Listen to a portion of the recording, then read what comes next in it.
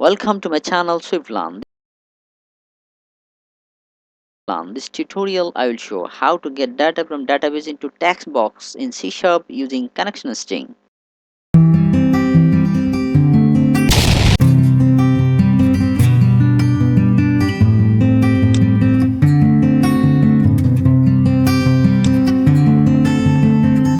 To get inside of the delete tutorial, go to the link description box below.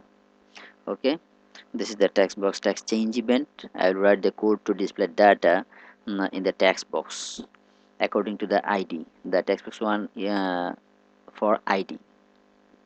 Now SQL connection con equal to new SQL connection. Here I will put my connection string. My connection string is, to get connection string, just select the database, my test db, and go to the property window. Just copy the select and copy the connection string, then just paste here.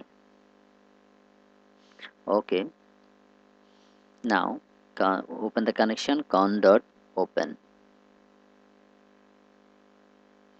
Now write SQL command. To write SQL command, first of all add SQL command cmd equal to new SQL command.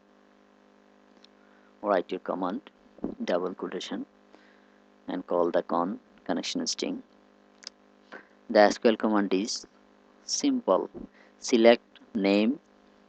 My database column is ID, name, age. I will get the text of name and age according to the ID. So select name, age from user tab, where ID equal to @ID. @ID is variable. So the variable will take the data of textbox1.text. In that case, at cmd.parameters.add with value @ID. ID is textbox1.text. Noted that ID is integer type, so I have to convert it to integer.parse textbox1.text. Okay, now SQL data reader d equal to cmd dot execute reader. Okay,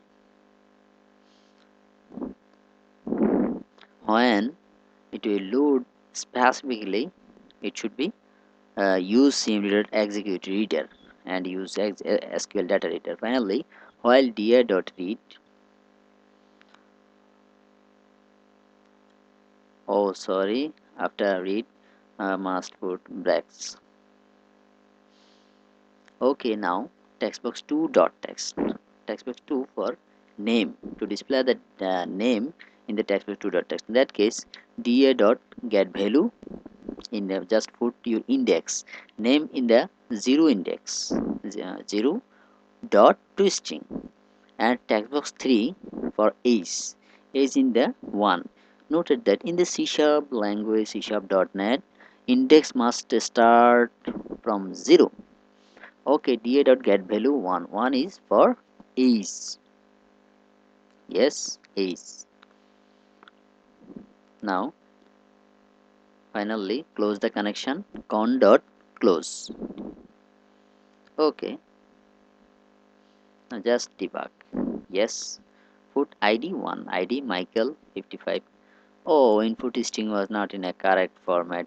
ID textbox 1 is integer type, so it cannot be blank at postback at runtime. Okay, in that case, if I just add the code of if textbox1 dot text, initially the textbox1 is string, so string type, so textbox1 dot text not equal to blank, then it will execute or nothing happened. So if textbox1 dot text not equal to blank, now debug, the arrow will not display. 1 2 3, yes, display perfectly. 2 is Tom. To get this full tutorial, go to the link description box below.